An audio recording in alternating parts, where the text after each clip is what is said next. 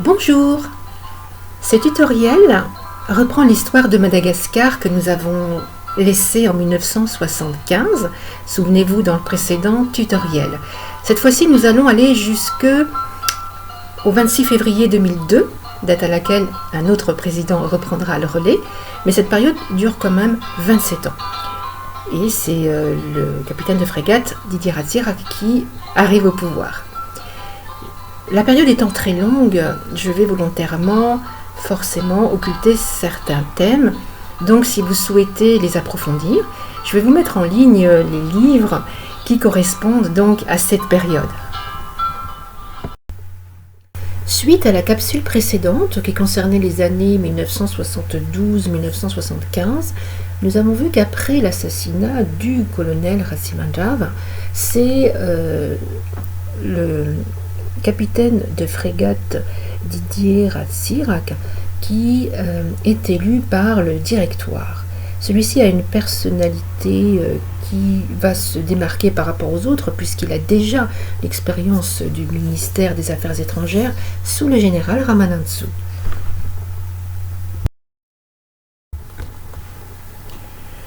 Le 15 janvier 1975, le capitaine de frégate Didier Ratsiraka est élu chef d'État par les membres du directoire. Le souci premier de Didier Ratsiraka, c'est d'asseoir sa légitimité sur tout le territoire et il va le faire durant ces 2 années. Premièrement, il dissout le directoire et il met en place le Conseil suprême de la Révolution qu'on appelle le CSR. D'autre part, le 21 février 1975, par référendum, il fait adopter une charte de la révolution socialiste malagasy. Une nouvelle constitution est mise en place, elle est consignée dans un livre rouge qu'on appelle le Boukimena. Madagascar entre alors dans la Seconde République, et ceci pour 7 ans. Alors c'est un système qui est d'inspiration socialiste, voilà, mais qui est fortement centralisé et fortement personnalisé. L'exécutif est très fort et il y a un pouvoir législatif qui est concentré dans une seule chambre avec des députés qui sont élus pour 5 ans au suffrage universel. Un parti donc va émerger, c'est le FNDR, le Front National de Défense de la Révolution, avec en son centre bien sûr un parti présidentiel, le parti de l'AREMA. Lors du référendum de mars 1960, les élections de mars 1977 et de juin 1977, tous les partis, il y avait à l'époque 5 partis, il y avait l'AKFM, le MONIMA, le VITM, l'IDECMA et le MFM. Ces partis avaient appelé à voter AREMA et donc ont permis l'assise du parti AREMA au gouvernement.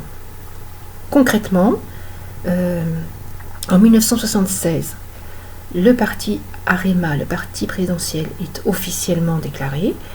Il obtient à ces fameuses élections de 1977, en mars et en juin, 112 sièges sur 137 à l'Assemblée nationale populaire et 220 sièges sur 232 aux élections des 6 assemblées provinciales.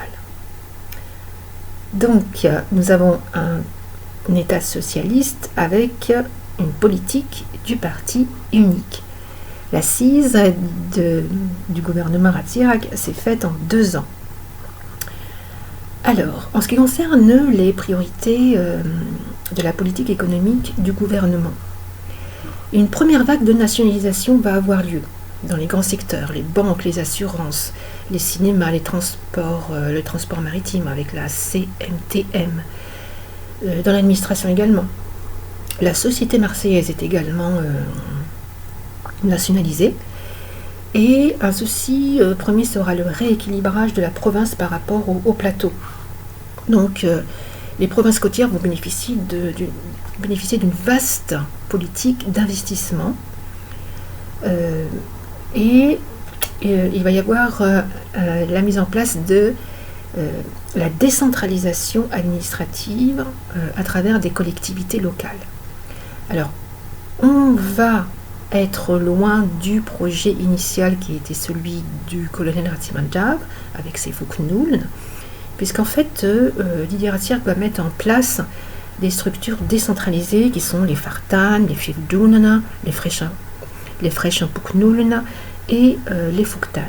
Mais le Fuktan, en fait, va être composé des membres du Fuknuln. Voilà. Et en plus, ils devront, ces membres, faire partie du parti présidentiel Arema. Alors, initialement, le colonel Ratsimanjab voulait une autonomie de gestion concernant ces Fuknuln.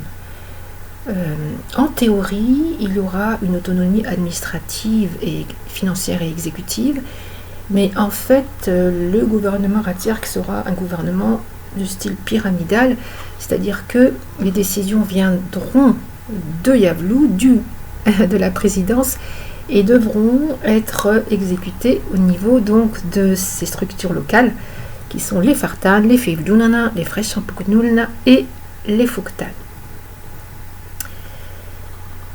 Le souci donc c'était cette réforme agraire également.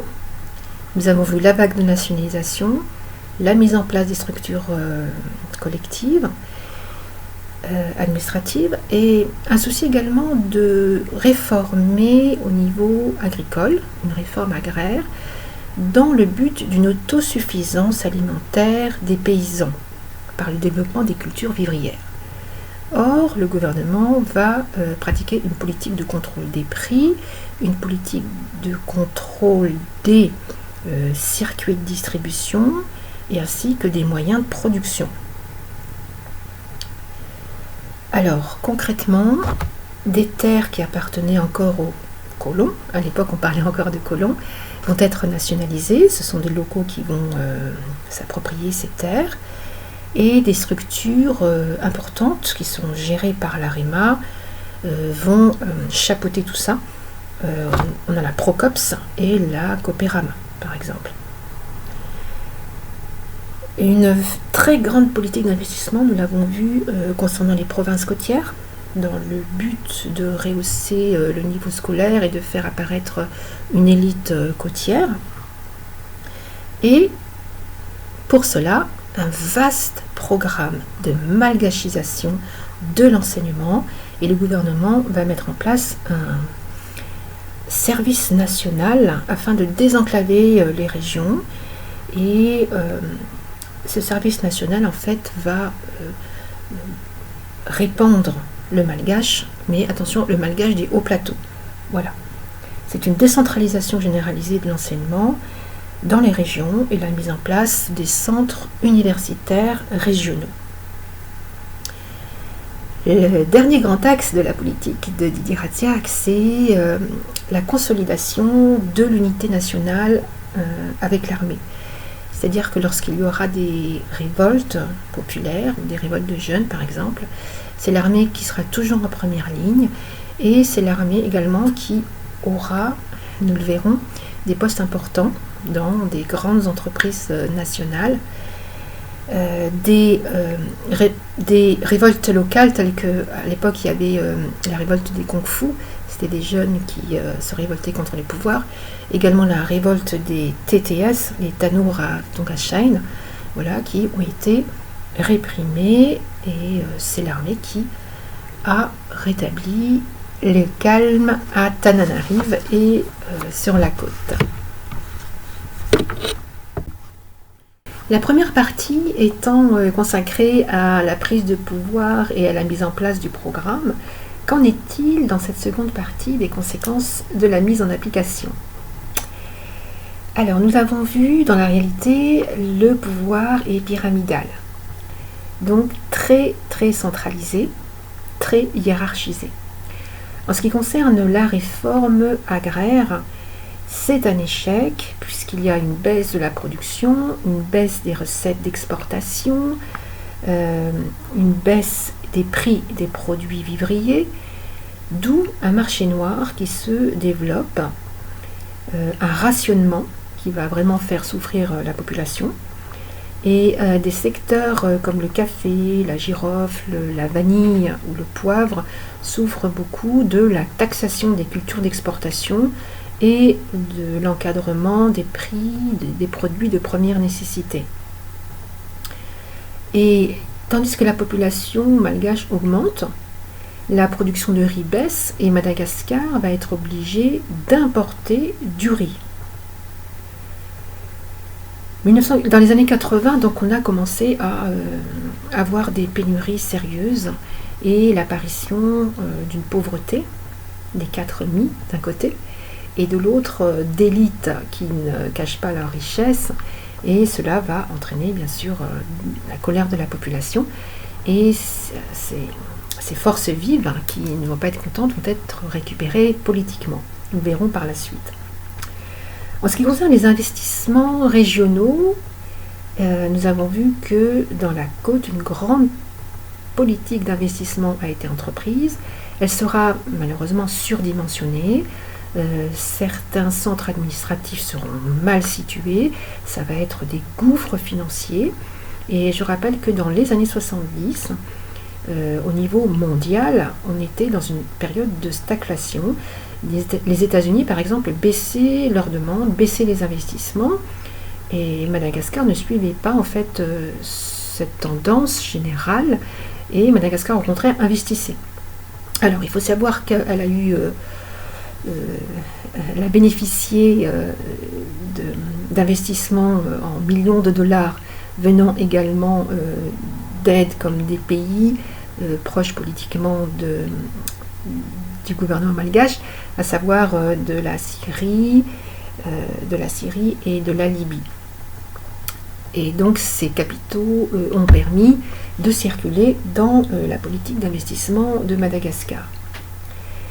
En ce qui concerne les finances, il y a eu une dégradation avec une hausse de la facture pétrolière, une hausse bien sûr de l'endettement, une balance commerciale déficitaire.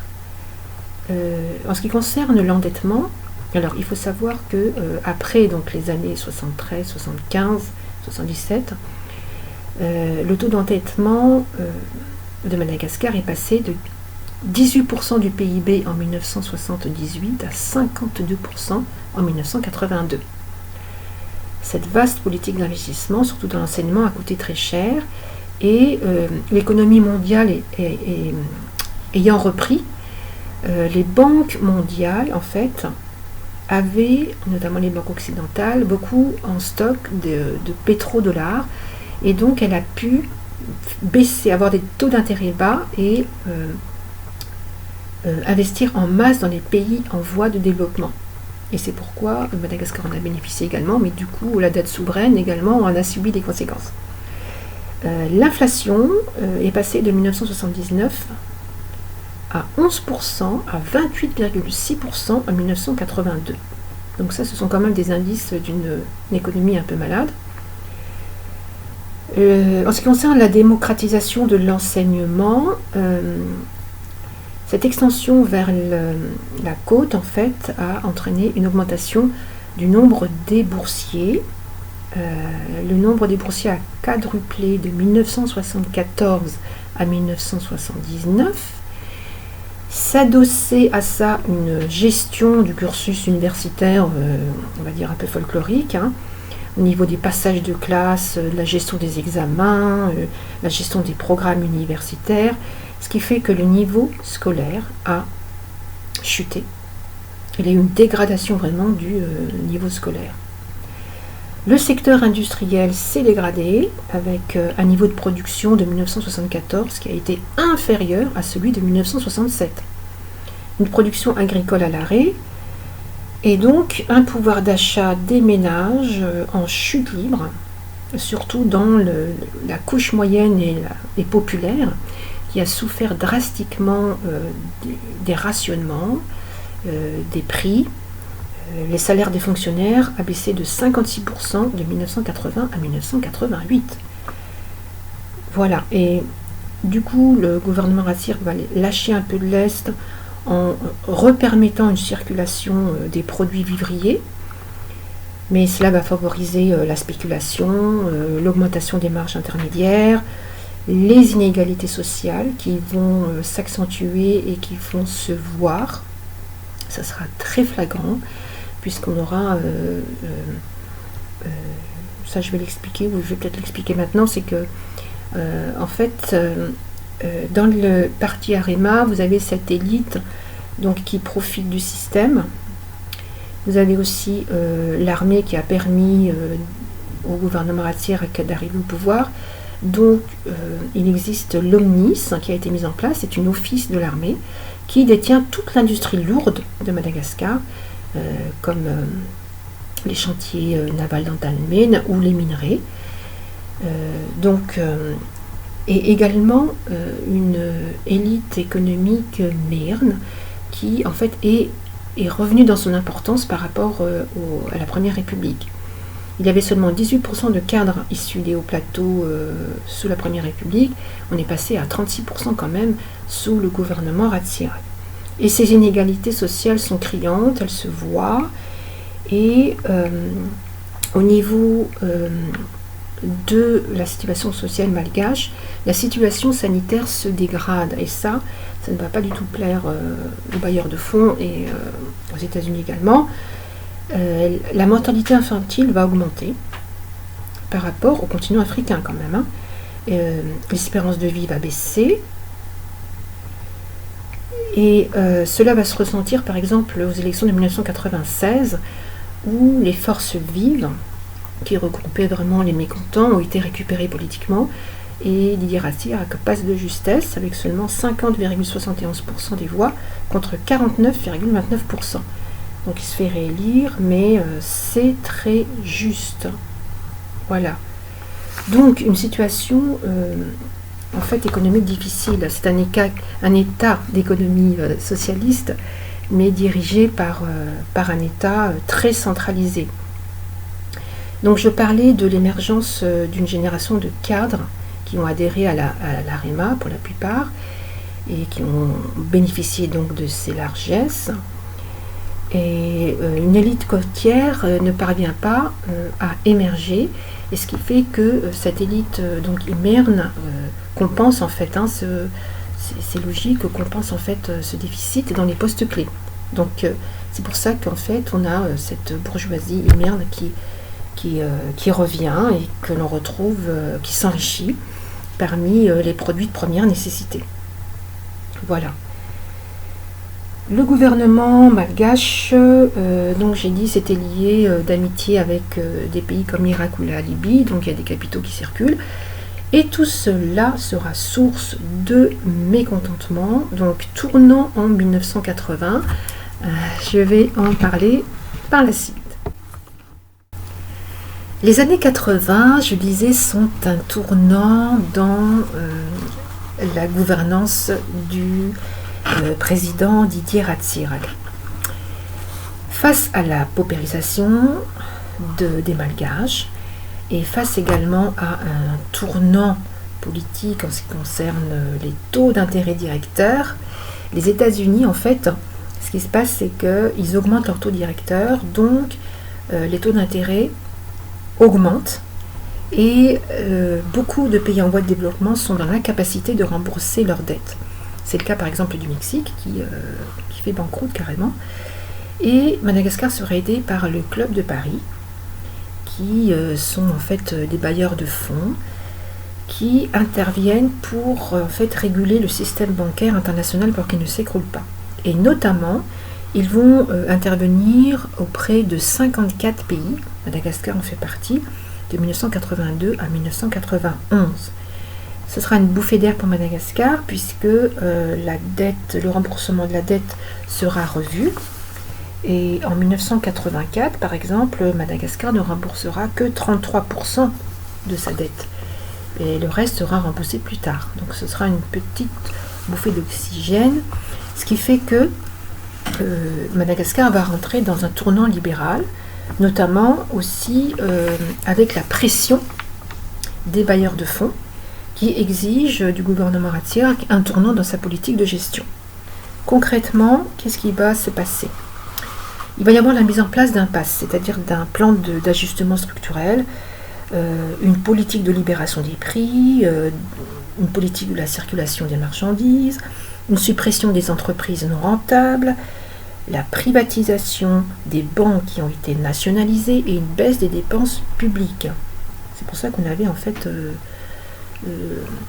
les salaires des fonctionnaires qui avaient baissé de 56%. Souvenez-vous, je vous en avais parlé. Et grâce à cette gestion donc, de la dette souveraine, les comptes publics vont pouvoir être redressés, mais ce ne sera pas suffisant pour une relance globale de l'économie, bien sûr.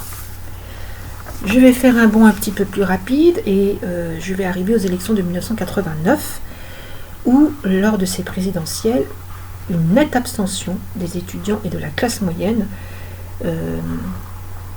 va commencer en fait à faire vaciller le gouvernement Ratsiak. Les résultats de la présidentielle sont contestés à ce moment-là et Didier Ratsiak lâche du lest en permettant aux partis politiques de pouvoir à nouveau s'exprimer. Donc vous avez l'émergence du TIM d'un côté, le parti de Marc Ravalman qui apparaît, et vous avez ces forces vives qui sont récupérées par Zafy Albert, qui vont régulièrement aller manifester, surtout du 4 janvier 2002 au 21 février 2002, voilà, où ils n'auront cesse d'aller sur la place du 13 mai et réclamer la démission de Didier Ratsiak. Alors, face donc à ces oppositions constantes, c'est-à-dire les forces vives, le consortium des églises, notamment avec le FFKM, avec les églises pentecôtistes et les églises du Réveil, l'opposition des partis TIM. Voilà. Didier Ratsiak change de Premier ministre et il nommera M. Razanamasi. Et il engage ce qu'on appelle la convention du panorama, qui met en place un gouvernement de transition, du gouvernement des forces vives, donc avec M. Zafy Albert, qui va se retrouver président de la haute autorité de l'État, tandis que Ratsiak, lui, reste toujours président à ce moment-là. Alors, les élections présidentielles de 2001, qui s'annoncent, notamment elles sont fixées au 16 décembre 2001, vont faire l'objet de contestations dès le départ. L'opposition dénonce, d'une part, le nombre de bureaux de vote, qui sont inconnus. En fait, ils réclament une transparence, tout simplement. Des interventions, ils dénoncent l'intervention de Didier Ratsiak dans les médias, alors que normalement, il y a des dates limites d'intervention dans les médias lors des élections présidentielles. Et le parti TIM, lui, réclame la publication des PV de chaque bureau de vote, de manière à ce que tout soit beaucoup plus limpide. Face à ces revendications, la Haute Cour constitutionnelle, elle refuse, elle campe sur ses positions, et les forces vives, la contestation appuyée par l'Église, s'amplifie sur la place du 13 mai. Donc cela, je le disais, du 4 janvier 2002 au 21 février 2002. Ces contestations commencent à se faire connaître à l'étranger. Vous avez la presse étrangère qui arrive sur place. Vous avez, je le dirai dans un prochain tutoriel aussi, un positionnement clair de certaines puissances étrangères, dont notamment les États-Unis. Et face à cette pression, le 25 janvier, la Haute Cour constitutionnelle proclame les résultats en annonçant 46% pour Ravalman, qui était candidat à ces présidentielles, et 40% pour Didier Ratsiak. Il faut savoir que les églises, elles, avaient quand même annoncé 52% pour Ravalman au niveau des résultats. Donc c'est un peu le flou artistique au niveau des résultats. La foule continue à revendiquer la transparence. Et donc face à la pression étrangère et à la venue donc des conciliateurs de l'OUA, les deux partis, Ravaloman d'un côté, Ratsiak de l'autre, vont se rencontrer et la première investiture a lieu le 22 février 2002 à Mamasna. Alors, M. Ravaloman met en place son gouvernement. Il le fait ça le 26 février 2002. D'accord ? Il nomme Jacques Sylla Premier ministre. Le 2 mars, il a constitué son gouvernement. En face, lui, Ratsiak déclare l'état d'urgence. Il nomme un gouvernement militaire, notamment avec M. Léon-Claude Rabello-Arson. Et la population, entre ces deux candidats, continue de se positionner le 13 mai. Et puis finalement, le 5 mars, voilà, Ravaloman se met en place et il prend ses fonctions avec son gouvernement. Alors, j'ai résumé en gros sans rentrer dans les détails. Bien sûr, il y a toute une chronologie de ces événements, mais ça prendrait 3 heures, je crois, dans le tutoriel. Donc c'était juste pour expliquer qu'en fait, le gouvernement Ravaloman est né un peu, on va dire, dans la douleur, puisqu'il a fallu s'imposer face donc au gouvernement Ratsiak, qui voulait absolument se maintenir au pouvoir, malgré donc une colère de la foule et une volonté, voilà, de passer outre ce gouvernement socialiste, même s'il a pris un tournant libéral, et la population en fait voulait passer à autre chose et avait toute confiance au programme de Ravaloman, que nous verrons beaucoup plus tard. Sous la pression des forces vives qui se mobilisent sur la place du 13 mai, la pression du consortium des églises, la pression de la presse internationale et, nous le verrons dans un prochain tutoriel, la prise de position de certains États étrangers, tout ceci fait que Ravaloman, le 26 février 2002, nomme Jacques Sylla Premier ministre. Le 2 mars, il constitue son gouvernement et le 5 mars, ce gouvernement prend officiellement ses fonctions. J'espère que ce tutoriel qui aura couvert la période socialiste de Madagascar, qui aura marqué toute une génération, j'espère que ça aura été clair sur les points essentiels et je vous dis à bientôt pour la suite.